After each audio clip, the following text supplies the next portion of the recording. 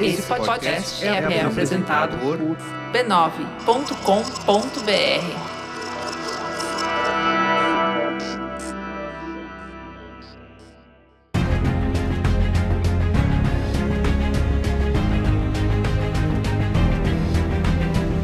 Olá, eu sou o Carlos Merigo, esse é o Cinemático número 478. E aí, Bia Fiorotto, tudo bem? Liguei pra minha irmã imediatamente depois do filme. Ieda Marcondes, e aí, como vai? Tudo bem, ótimo. A gente acabou de gravar sobre a substância e agora estamos fazendo uma volta de 180 graus. Isso, tá exatamente. Tudo bem, eu tô bem. A coisa mais pé no chão possível. Vamos falar de As Três Filhas, filme que estreou na Netflix agora no dia 20 de setembro, dirigido pelo Azazel Jacobs. O filme é de 2023, né? Só chegou agora no... Isso. Netflix estava guardando na gaveta, é isso? Falaremos disso. Falaremos disso. Eu adoro que eu sempre tenho questões que Bia Fiorotto já... Como que é a frase? Estou indo com a farinha, ela já está voltando com o bolo. Eu já até comi o bolo, menina. Muito bem. Mas antes... Siga @cinemáticopod nas redes sociais, tá? No Instagram, no TikTok, lá no Blue Sky. Tem até o pacotinho do Cinemático que a Ieda fez lá. Você pode seguir todos nós. Ela fez o pacote de figurinha e só tem figurinha especial. Isso aí. Também se inscreva no nosso canal no YouTube, youtube.com/B9. Esqueci. Como é que é o nome do site que tem um neon atrás dele? Isso, exato. Se inscreva no canal, deixa o joinha, ajuda o algoritmo a espalhar a gente por aí. E comente, cada vez mais pessoas comentando, engajamento. Não sei, eu sei que nem todo filme é igual Silvio, né? A galera se engaja e quer participar. É bom, mas, enfim, se você assistiu o filme ou tiver curiosidade, participe aí das nossas discussões, tanto no YouTube quanto no Spotify. Tem caixinha de comentários. No Instagram também, se quiser comentar, pode deixar lá. Tá bom? Quero falar uma coisa antes da gente começar. Vai. Comentem, por favor. A Aline Afonso, que é uma ouvinte nossa, veio me mandar uma DM falando: Oi, Bia, estou ouvindo o episódio de Caos, que é algumas casas pra trás, no grande tabuleiro, que é o Cinemático, e vi que você falou da Medusa. Preciso te corrigir levemente. E aí, que alegria, porque eu, como falei no programa, sei 0,1% de mitologia. Caio sabe muito mais que eu falei no programa, que ele foi assistindo comigo e me explicando as coisas.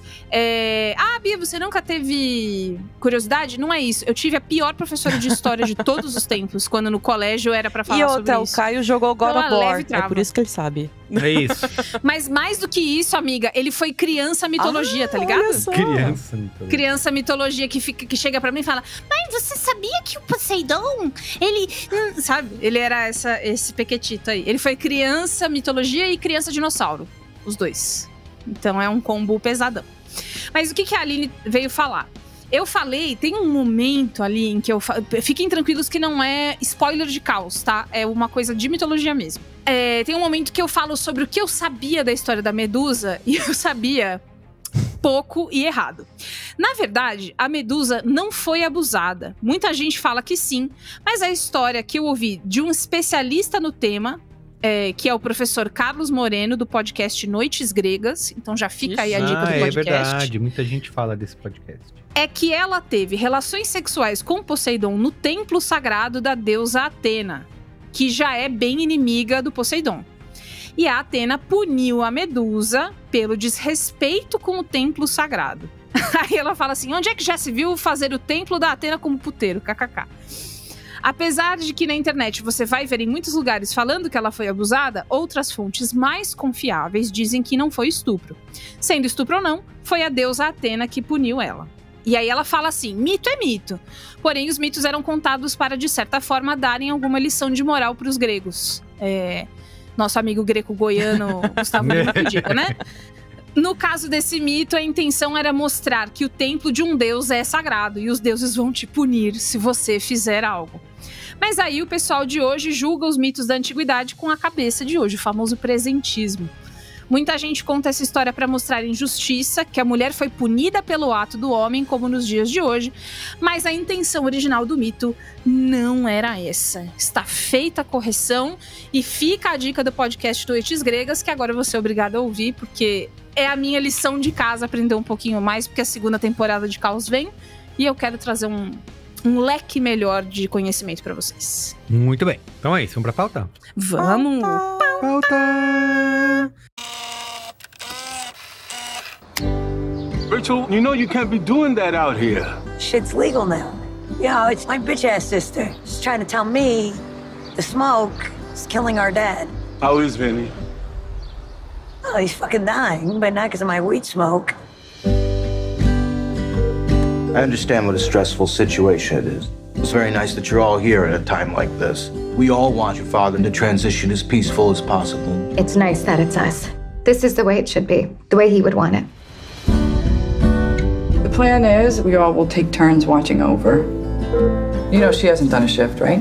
Oh, yeah. You don't find that strange? Once we get here, she steps back from all responsibility? Your life is perfect. You got your kid. Probably gonna pop out a bunch more. No, nothing pops. There's no popping. That's not the way it is. Okay, whatever. It looks like popping to me. Katie started drinking a few hours ago. How do you like the food? Thank you for the dinner. Watch her not even wash her dishes. Look, they may act like they got it, but they don't. Okay? What the fuck are you doing?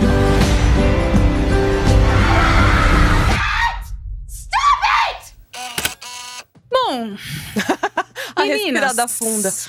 Bom, respirada funda, né? Azazel. Quem o é a moça? Azazel, eu amei, né? Azazel. Né? Eu fui Jacobs. procurar, né? Azazel Jacobs. Ele é diretor e roteirista do filme. Nova-iorquino de 52 anos. Deu pra perceber que ele é de Nova York? Achei que o filme deixou isso pouco claro. Ele é editor também, só aparece o nome. A gente falou bastante de edição, né? Verdade. No outro filme episódio. passado, eu vi, quando eu prestei, quando tá passando os créditos, que ele é o editor sozinho do filme, então fez tudo, moço. Vai ter a ver com isso também. Então, ele tem 52 anos, está no corre do cinema desde os anos 90. E aí fica em destaque nos créditos de direção dele os filmes The Lovers e Saída à Francesa, que pelo que eu entendi é o mais famoso dele até agora. Eu nunca vi, mas acho que é. Mas a sua filha de número 2? Isso. E alguns episódios das séries Sorry for Your Loss, que também tem a Elizabeth Olsen. Posso falar um negócio? Sorry for Your Loss? Sorry for Your Loss. Que foi? Posso falar um negócio? Vai lá. Fala. É uma série original do Facebook. Quando do Facebook Watch. Meu Quando o Facebook Deus. queria ser tava sonhando em ser uma Netflix, tava produzindo coisas originais. Enfim, rolou isso, tá? O Facebook Isso aconteceu, Isso aconteceu, exatamente. Então, essa série aí nunca vi, não sei quantas pessoas devem ter visto, mas Bom, o Facebook o Azazel já quis. fez com a nossa amiga Beth Olsen. O meu também é Beth. E a Sinfonia Insana, que está no Prime Video, se você quiser assistir. Nunca vi nada mais dele. é isso. Pois é. E aí, você viu o Saída Francesa não. Eu vi um outro Isso. filme dele que é bem qualquer coisa também. Deixa eu ver o nome aqui rapidinho. Bem qualquer coisa também? Já deu um spoiler? Não. O que eu vi é bem pior. É um filme dele que chama Terry. Que é com John C. Reilly e... é um menino que ele vive de pijama o tempo inteiro. E aí aquela coisinha de jovem maluquete, sabe? Eu sou muito doidinho. Entendi. Cara, esse filme tem uma história que eu achei interessante, inspiradora. Venham comigo. Bora. Pro Cinema Daily US... que é um site de cinema que postou uma entrevista nos moldes que faz tempo que não se posta entrevista, que é bem o... pergunta, resposta. Pergunta, resposta. Sei. Tem um abre assim, mas assim... é muito gostoso ler essas perguntas desse jeito, porque quem entrevistou desse site Cinema Daily também é uma pessoa que parece ser um jovem cineasta. Então, procurem essa entrevista, eu achei ela fofinha, assim, sabe? E porque ela era tão honesta, o Azazel contou que a ideia do filme partiu de exercícios de criação dele. Exercício de criatividade que ele faz todo dia. Ele todo dia fala que pega o caderninho dele, bota debaixo do braço e vai andar por Nova York. Eu acho que essa é até uma visão meio romântica, né? o artista que mora em Nova York, vai no café. Vai ouvir as histórias das pessoas. Como eu sou, sabe? Eu fico vendo as pessoas, imagina a história delas, né? Ninguém nunca disse isso. Mas aí, ele treina o músculo da criatividade diariamente. E a partir das observações das pessoas e de ouvir as conversas, ele foi criando pequenas cenas de conflito, escrevendo e desenvolvendo. E aí, o conflito que ele tinha desenvolvido ali no caderno dele, ele pensou, putz, acho que cabe em irmãs. Porque a relação fraternal, ainda que você se dê bem com seus irmãos, eu tenho a sorte de me dar muito bem com os meus irmãos. Eu sei que tem muita gente que tem irmão muito filho da puta por aí. Mas mesmo a relação, quando ela é boa, ela tem atrito. Porque você, aquele vagabundo pegou o teu coelho em 98, escondeu, né? Sabe? Tem essas coisas que marcam muito a vida de uma pessoa, de pessoas é que no meu caso não é idade parecida, porque eu sou muito mais nova que os meus irmãos. Mas ali na mesma casa, tem uma hora que a coisa dá uma faísca, né? Então, tem isso. E aí ele passou a desenvolver pensando nessas irmãs. E aí depois ele foi adicionando elementos de ritmo. O que pode dar ritmo para um conflito com essas irmãs? Então ele adicionou um parente doente, daí ele adicionou um pai doente. Então todas elas mobilizadas para essa mesma situação. E como 3 pessoas diferentes lidam com a mesma situação, já é um bom ponto de partida. Como cada irmã se sente sobre si, sobre a situação e sobre a outra irmã que está interagindo com ela. E aí, quando ele fala de ritmo, ele até fala da maquininha de batimento cardíaco, que também dita um ritmo para ele ali. Pup, pup, né? E assim vai. E também falou sobre a limitação espacial. Esse é um filme, se você tá praticando o cinemático sem ter visto o filme, ele é um filme que tem, tipo, o cenário é o apartamento, o lado de fora do prédio. Acabou. Não tem mais nada. E não é o lado de fora do prédio, vou num café. É um banco específico do lado de fora do prédio, em planos também muito específicos. E aí, além disso, pro IndieWire, ele contou que Magnolia, do Paul Thomas Anderson, foi uma grande referência para a construção do filme. Isso que ele chamou de vigília ao lado da cama. Né? Então você fica... a grande expectativa de algo que vai ou não acontecer com um personagem que está ali acamado, né? Ou muito doente, enfim. E ele queria muito falar sobre como o fim da vida de alguém, então um amigo que se vai, ou seu pai, sua mãe, sua avó, enfim. Pessoas que é muito comum que durante a nossa vida a gente veja partir.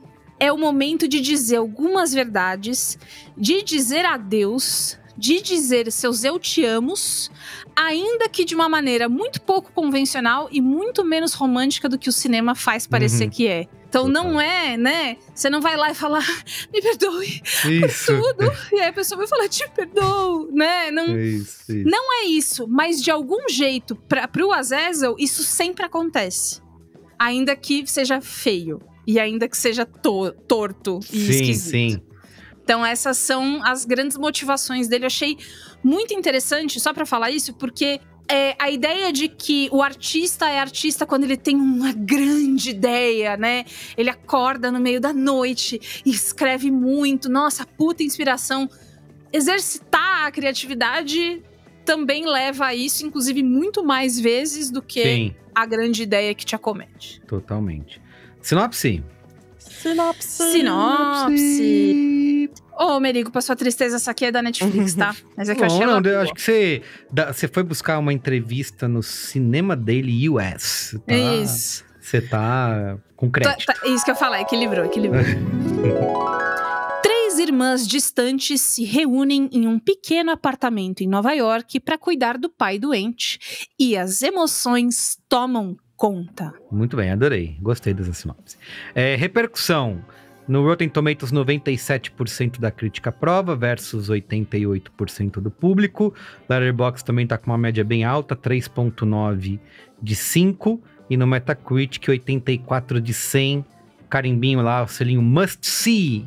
Isso. Né? É um filme, eu tinha falado que eu achei curioso que é de 2023, né? Por quê, Exato. Bia Fiorotto? Ele é um filme que fez um maior burburinho no Festival de Toronto.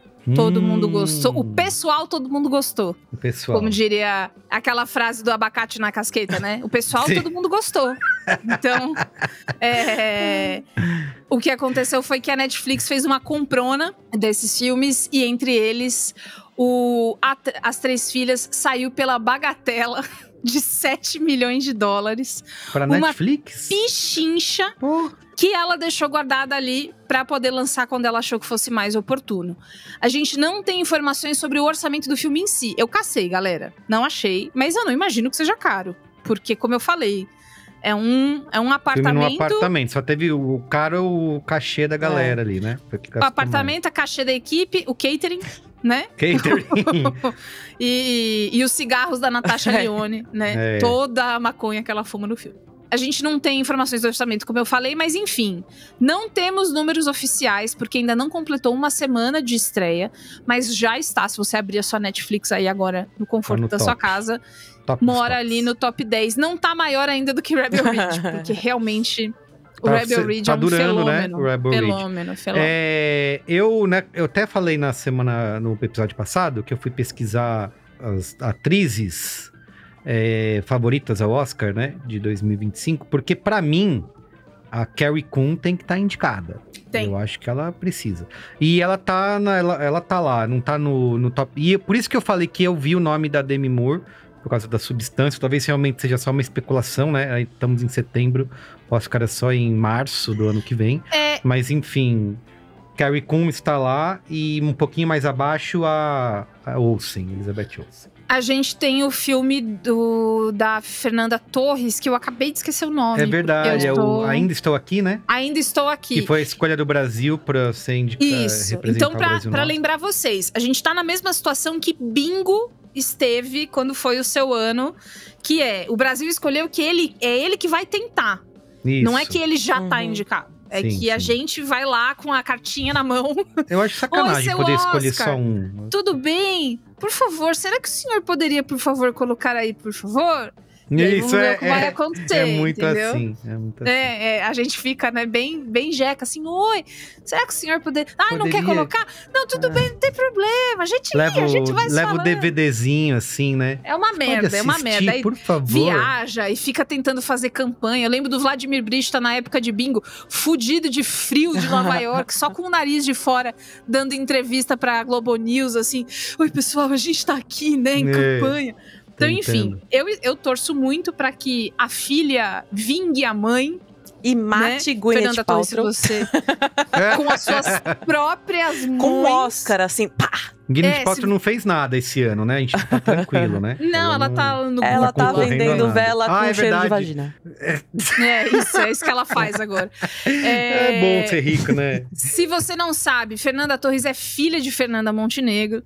E se você não sabe também, porque as pessoas costumam não saber, a Maria Bethânia é irmã do Caetano Veloso, tá?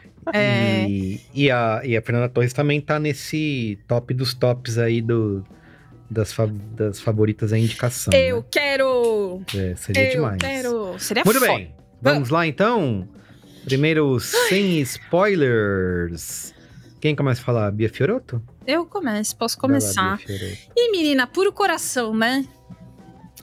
Esse filme é muito legal. Eu me lembrei de uma sensação que eu tinha muito particular, mas eu acho que várias pessoas têm essa sensação também. Quando eu era adolescente, e aí eu fui adolescente, eu já tinha computador, internet no cabo, discada. Né? Era uma outra... Já no cabo, já? Não era discada quando eu era criança. Era no cabo. E aí eu comecei a descobrir o mundo do DVD RIP, né? De baixar filme. E aí baixar filmes que você nunca viu, tipo, nossa, um filme islandês. Nossa, eu sempre lembro muito do I'm a Cyborg, But That's Okay, porque me marcou muito. Esses filmes que não é um filme de historinha de super-herói, que eu já tinha visto, ou comédias românticas. São filmes que exploram outras coisas da vida da gente, muito contemplativos. Tipo o filme francês, que eu já falei várias vezes aqui, né? Que é a sensação de abrir a janelinha pra vida de alguém, assistir um pouquinho e fechar. Por aí. E aí eu assistia muito esses filmes de madrugada. E eu assisti esse filme de madrugada. Eu não tava conseguindo dormir. E aí a gente já tinha combinado que ia fazer sobre as 3 filhas. E eu falei, bom, já vou matar isso agora. E eu acho que rever um tipo de filme desse nessas circunstâncias também me deixou muito confortável, me fez pensar em tipo, nossa, filme é legal assim também, né? Quando é uma coisa super íntima, né? Você, a tela e o seu sofá e tá de noite, não tem barulho na rua e tal. Então tem esse contexto que eu vi que me deixou mais... né, pro filme. Mas, cara, eu achei que o filme ia ser muito chato. Quando ele começou, eu falei assim, ai, já entendi. Ah, tá bom, as 3 irmãs vão ficar se bicando, esse pai vai morrer, e vai ser uma merda, e vai todo mundo... e você, né? Acusação, né? E você pegou no fulano. E vai ter um grande segredo familiar, também tem isso que podia ter, né? Nossa, um grande trauma familiar. Reviravolta. Cadê a mãe, né? Cadê a mãe dessas meninas aí? O que aconteceu com essa mãe? Quem foi que matou essa mãe? Né? Qualquer coisa assim. E eu fiquei muito surpresa de ser conduzida pelo relacionamento delas. Não é essa coisa acusatória e também não tem um grande segredo. É muito familiar, no sentido de... Cara, são discussões comuns que elas têm entre elas. São... pessoas que existem, né? Tipo, e aí, às vezes, se você tem irmão ou primo que faz às vezes de irmão, você vê outro, você fala, putz, é a cara do fulano, hein? Fazer isso aí é a cara da ciclana, hein? Pelo amor de Deus, não vou nem falar nada. Então, a irmã mais velha, que é a mais controladora, julgar a outra, porque essas merda aí estragando, você só eu que quer saber de tenho que resolver tudo, né? Tudo sobra pra eu não queria ser a vilã de tudo, né? Isso, nossa, essa frase é muito boa. Mas me obrigam a ser. É isso que eu sou pra essa família. É o seguinte, eu vou sumir isso, do e mapa. aí eu quero ver. E eu acho que essa sensação de familiaridade dessas conversas e dessas personalidades, né? Cara, é muito bonitinha a Elizabeth Olsen com a camiseta do Grateful Dead, né? Que ela foi uma adolescente meio hippie, meio não sei o quê, tomou muito cogumelo. Eu adoro a caixa cênica desse filme. Toda hora eu me sinto... Cênica. Amiga, gastei aulas do professor Marco Vale. Toda vez que tem um plano dentro do apartamento, eu me sinto dentro de uma casa, eu não me sinto num set. Pois é, parece que você conhece o apartamento no fim, né? Nossa, eu já sei cada detalhe. E ele é meio bagunçado, mas não é uma bagunça feita. Não, é uma casa de verdade, né? Onde pessoas moram, né? A plantinha na janela, uma zona ali na louça, a mesa de jantar. A casa não é muito decorada, porque, não sei, desencanei, não tinha grana. A parede tem uma mancha, não sei o quê. Cara, que delícia. Eu fiquei, assim... pequenininha, assim, vendo o filme, me sentindo dentro desse negócio. Então, a ambientação, pra mim, é muito 10 de 10. Muito, muito. Eu adorei. E aí, quando a Natasha Lyonne vai pra fora, eu sinto frio. Eu sinto ali, quando ela vai... que ela fala assim... Ela é Nova York em forma de mulher, né? O Martin Scorsese é Nova York em forma de homem. Natasha Lyonne, Nova York em forma de mulher. Ela tem essa coisa do cigarro que eu acho que ela reprisa muito do que ela faz no Boneca Russa, mas isso não é ruim. É uma personalidade ali que ela cria que eu me sinto...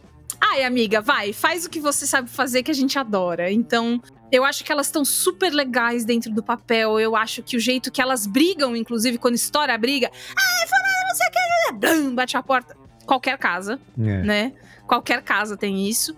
E o que me enganchou foi... E eu não vou contar o que é, mas o que me enganchou é...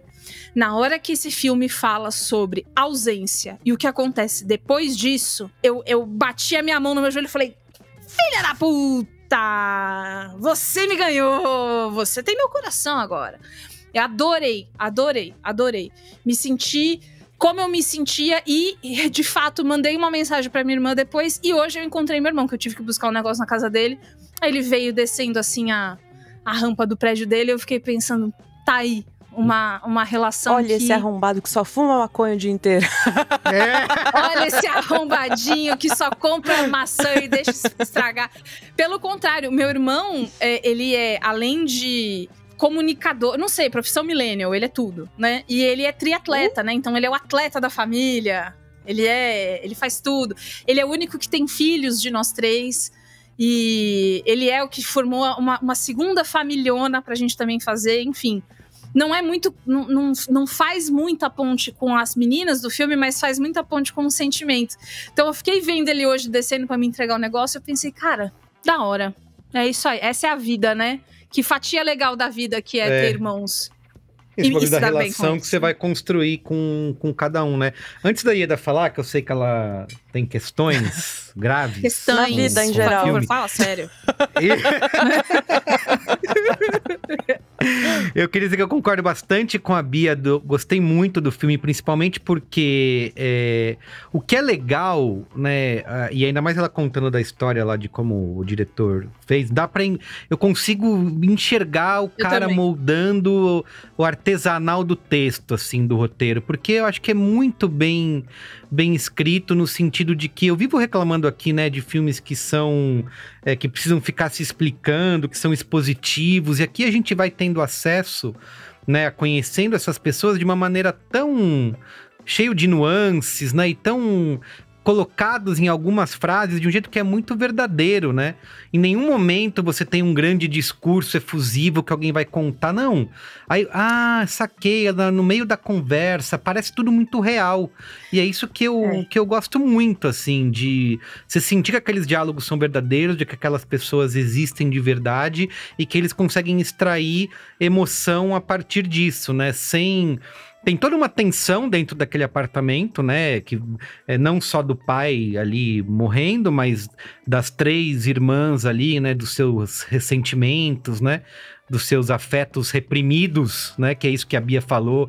Não é no drama, não, eu te amo, me perdoe. Não, isso. As coisas me perdoe você. É, isso. As coisas vão sendo demonstradas de uma outra maneira, inclusive nesse da personagem da Natasha Lyonne, que, desculpa, esqueci o nome da personagem, que eu gosto muito dela. Como que é? A Cristina? Rachel, né? Rachel. Cristina é a do yoga lá, né? Da família perfeita.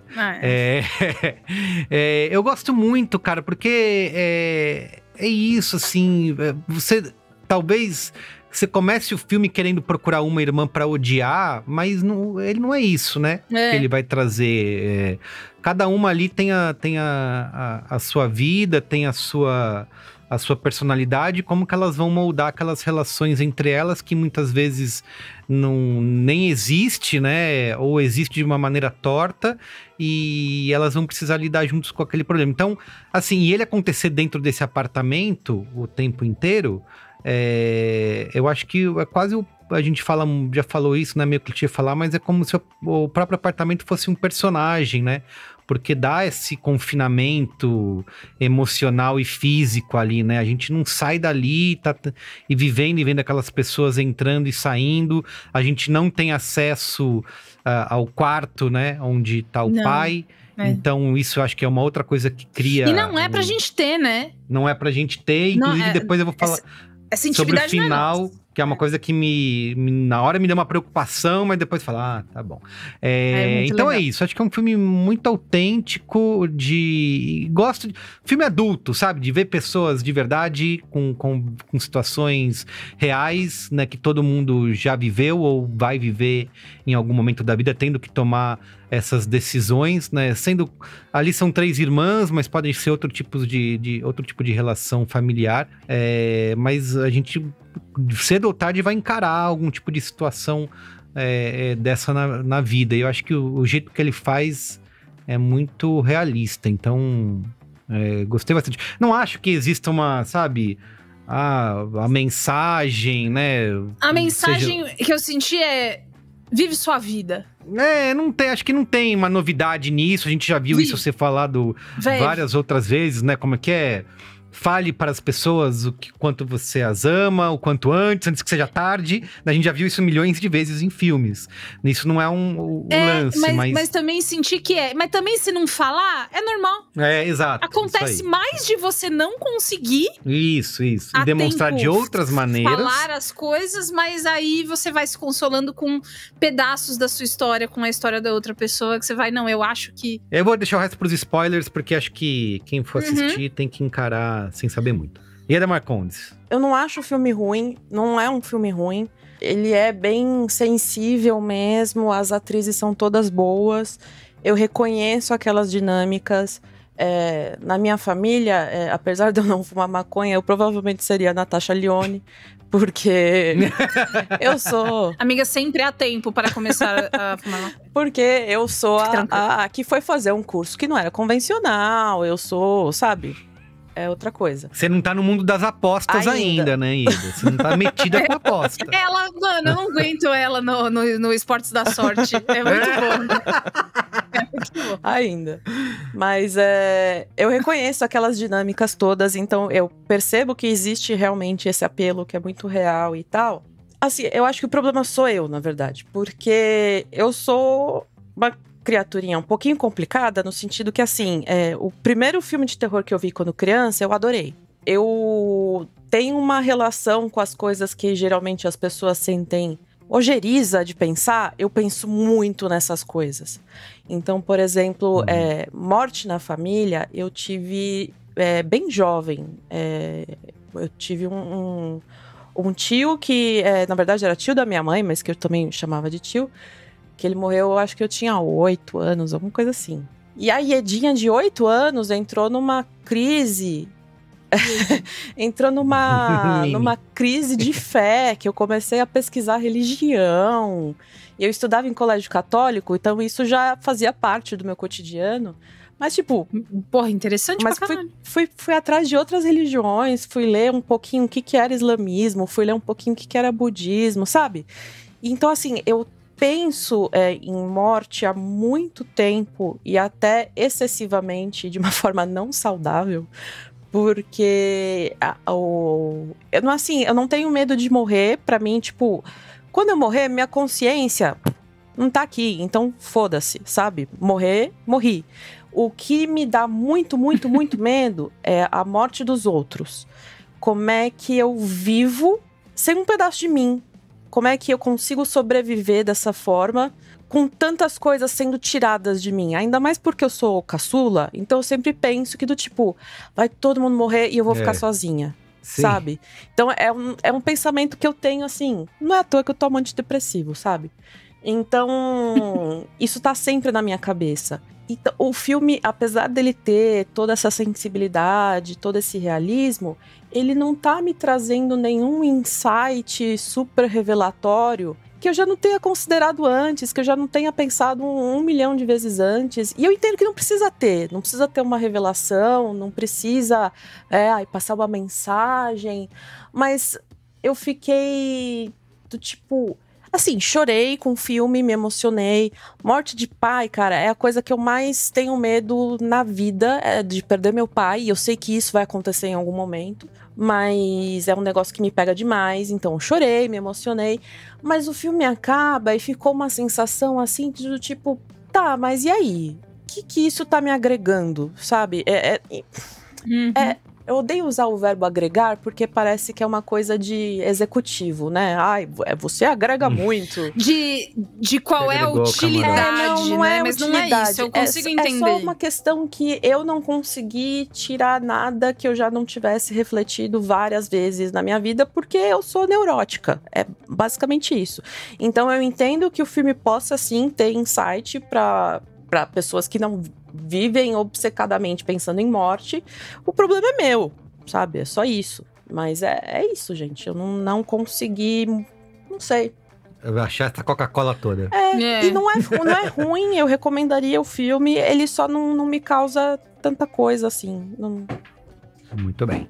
Vamos para os spoilers? Vamos! Spoilers. Tchá, tchá, tchá. Spoilers! Please, Avada Kedavra. I am Well, a boy's best friend is his mother. What's in the fucking box? I see dead people. Damn you all to hell! Rosebud. Silent Breed is people! Começaremos por onde, Bia? Cara, pelo amor de Deus, não existe tudo que é morte na mídia, no texto, não sei o que, é falho, porque a única coisa que define a morte é a ausência. Cena seguinte, a gente vê o pai.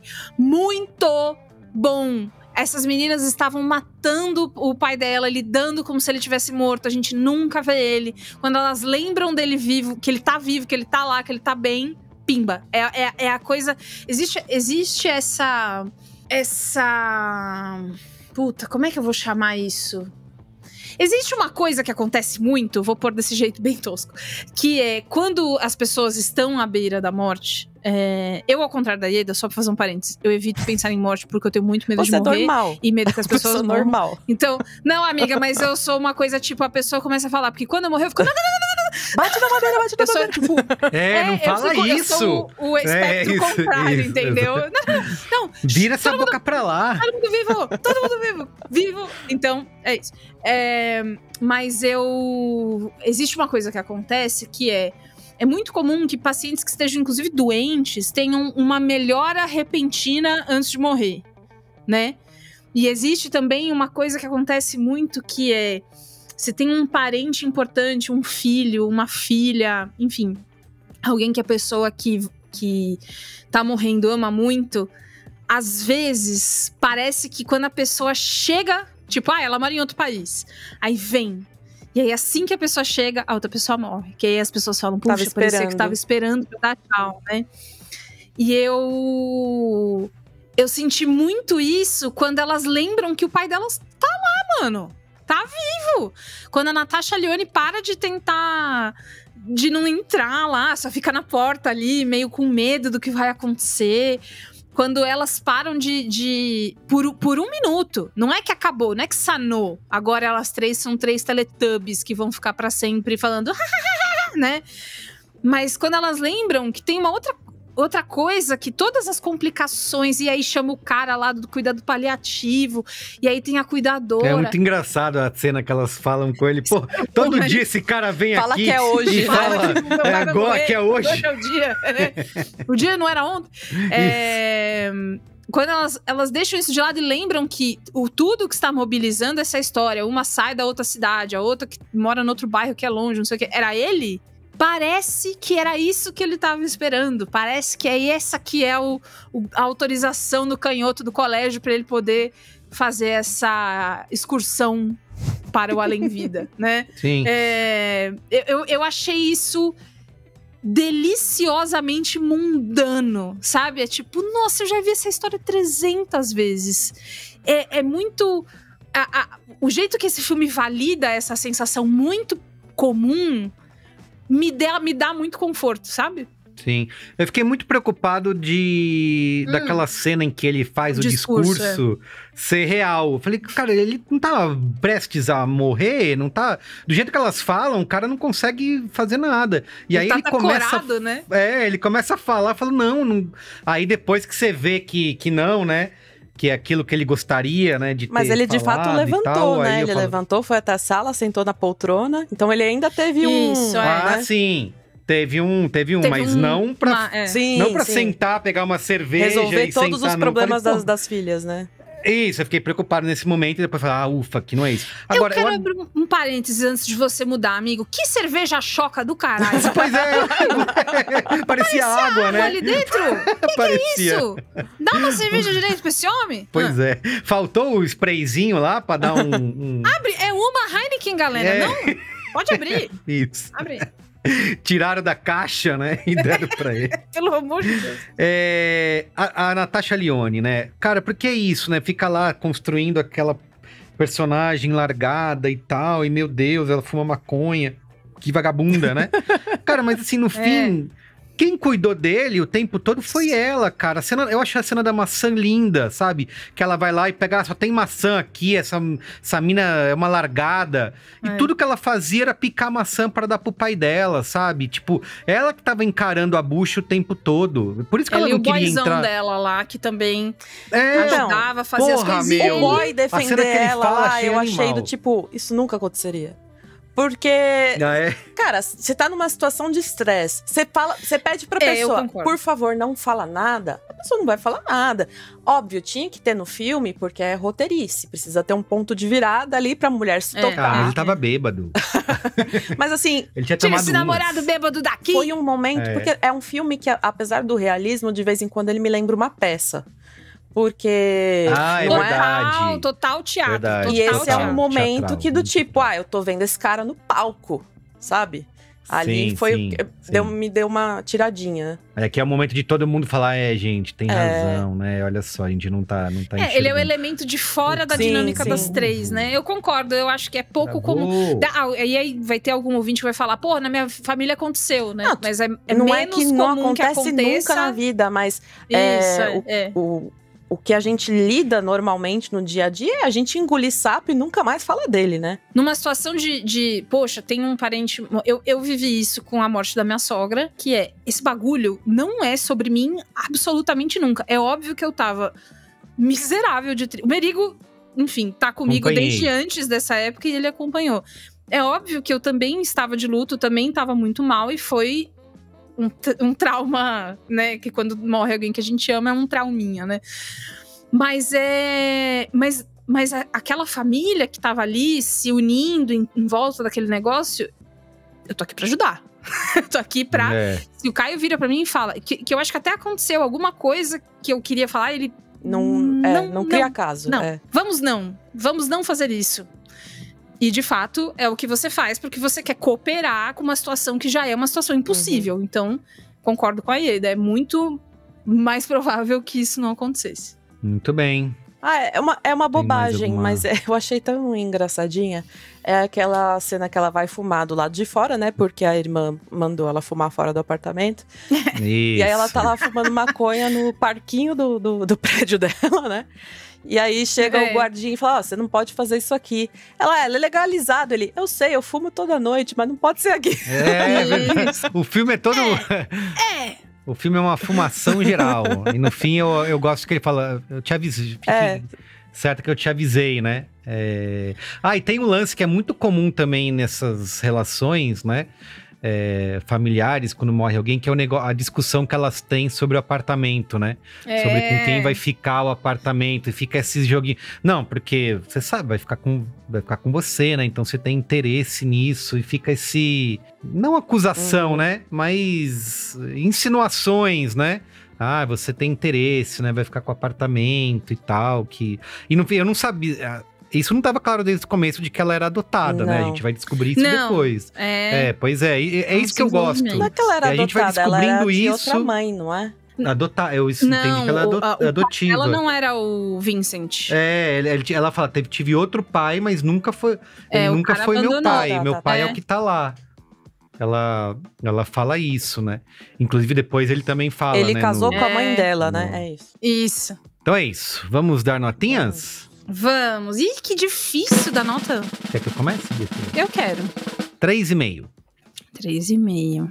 Acho que eu vou te acompanhar. 3,5. Boa. Boa pedida. E você? Gente, eu vou dar uma diminuída, peço perdão. Mas é só porque... Se eu começar a contar todos os meus rolês com morte aqui, a Bia ia estar batendo todos os madeiras. Pelo amor de Deus. Viva! Ei, que é isso?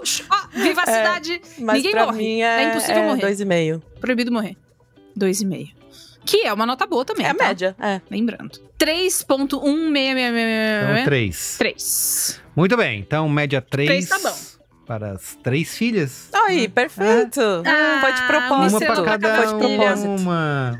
Uma para cada um, sem brigar. Sem brigar. Pelo amor de Deus. Muito bem. Então é isso. Fica por aqui o Cinemático de hoje. Vamos lembrar nossa audiência que semana que vem tiraremos uma semaninha de folga, um recessinho. Até porque, gente... Recesso, pra gente dar uma descansada. A gente não quer ver Transformers, tá? Também tem essa Então, parte. Tem essa parte. Então a gente volta na outra semana. Não fiquem tristes. Escutem episódios que vocês deixaram passar. Tá? Isso. Aproveita pra ver o filme. Isso. Voltar naquele que você prometeu que você ia voltar, você não voltou. Tô ligado, hein? Muito bem. Então é isso, gente. Um beijo. Tchau. Até! Tchau!